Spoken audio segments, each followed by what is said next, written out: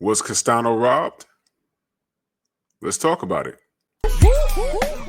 Push the weight enough flex. The live is one in the six. With the runner boy, you nigga, no question. You ain't run a motherfucker high stepping. Hey, you never had a big enough weapon. Motherfucker never learned your lesson. I'm a 88 pack nigga. I'm a 88 pack nigga.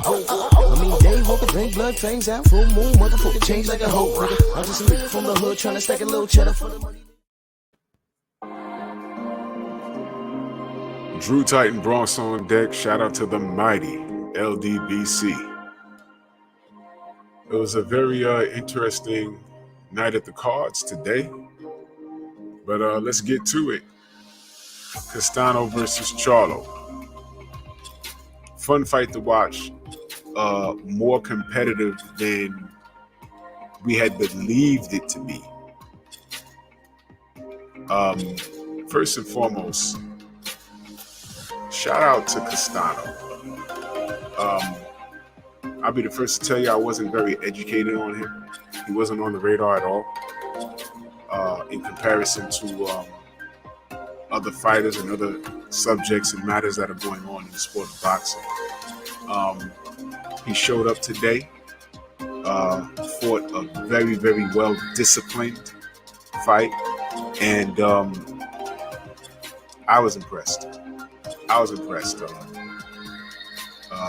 He showed the proper technique that worked for him. Obviously, they worked on a lot of things in their camp that they felt would disrupt Jamel Charlo. And I think that they were as successful as they could have been. I know that they felt that they got the win. I know that his fan base felt that they got the win. Some other people that are not fans of his that look at it and say, yo, look, I think he won. I'm not mad at that. I mean, you guys can, you're perfectly fine. I can see it. If his hand was raised as the victor, I would not have had a problem with it because I can understand. Jamel, I think right now, what people are looking at is that Jamel wasn't dominant. He wasn't as dominant as advertised. See, at this point, the Charlos are put on this pedestal. Everything that they do moving forward is supposed to be a performance that leaves no doubt that they are the creme de la creme. And tonight, Mel was up against it.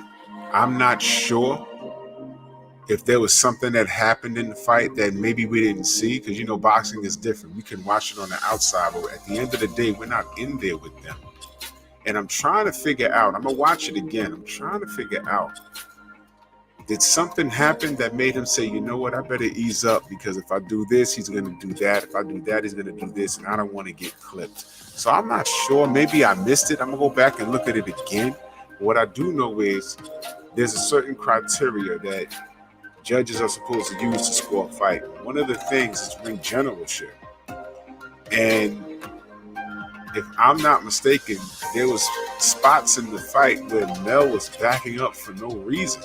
And that looks bad to a judge's eyes. You know, I was on the phone with my brother Tate Jones. Shout out to Tate Jones. Everyone subscribe to Tate Jones. He was saying, you know, he was asking me, I remember at one point he said, how do you score the fight? I said, well, I know what I'm seeing with my eyes, but I also try and look at it through a judge's eyes, depending on who's sitting down there. You know, I don't like the fact that they have like 80-year-old judges there. I don't know how the ages or the judges, but you know, y'all know what I'm talking about. But I was looking at how Castano was backing him up in spots, how Jamel chose to get backed up in the spots, and every time his back touched the ropes, it didn't look well for him. Now he buzzed Castano about 3 times in the fight. I know the 10th round was really bad. damn near 10. I think one of the judges had it at 10-8, and I could see that. Now that's one of the rounds. It makes you wonder if that was a Castano round or if that round was even. You know what I mean? Maybe Castano gets his hand raised. Maybe. But Mel, what I did notice was that he couldn't get Castano out of there. So I don't think there was anything tonight that Mel could have done different. I think this is just one of those things where stylistically, now I could be wrong. But so far, stylistically, based off of what I saw tonight, we might be looking at a situation where whenever these two men get together, you can have an identical matchup. And it makes me wonder, is this the best we've seen from Castano? Can he do anything different outside of what we saw tonight? Can he do anything different in the rematch to get the nod? Outside of catching Jamel and knocking him down a couple of times or knocking him out. What does Jamel need to do in the rematch? Keep him on the tip of that jab. Back him up in spots. Stay off those ropes. Okay? More angles. Give him different looks. And I know all of this may sound cliche, but there was things that I seen that it made me scratch my head. Like, why is he doing that? And one of the things that drove me crazy was he was backing up. Now, whether he chose to do it or not, it looked bad in the eyes of the judges. And I did not like that. But what I didn't like was at the very, very end. He wasn't enthused. He wasn't animated. He wasn't running around, stomping around the ring, foaming at the mouth, talking about, yo, I won that. I'm ready to fight round 13 right now. Let's get it. No. And one of the brothers in the chat, I was just on Tay Jones' live stream, one of the brothers in the chat said something to the effect of Jamel wasn't ready for the big lights. Basically, he said that. So let me get this straight. You're not ready for the big time. Basically, based off of what I read, if it's accurate, I'm gonna go look it up. But you wasn't ready for the moment. Is that what you're saying, Jamel? You're not ready for the moment? You've worked too hard for this, young man. This is what you wanted. Now, you did fight on the pay-per-view alongside your brother, but that was in the bubble. We was just coming out of COVID, and there was no audience. So it was pay-per-view, and it did pretty well.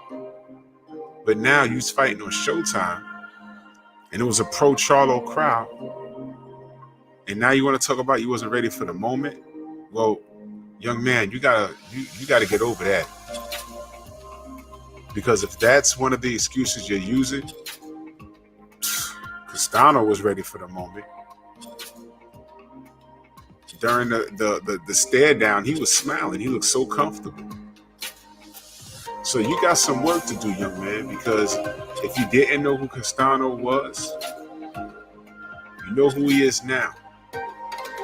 And if he was comfortable coming into this fight, he's going to be 10 times more comfortable coming into the rematch.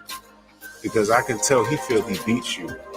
And even if he says, you know what, I didn't beat him, but I know I can beat him. And he's going to be that much more comfortable and more confident going into the rematch. You got to do something, man. You got to think like a Marine in that boxing ring. If plan A don't work, you got to have a plan B, C, D. You got to think outside the box, man.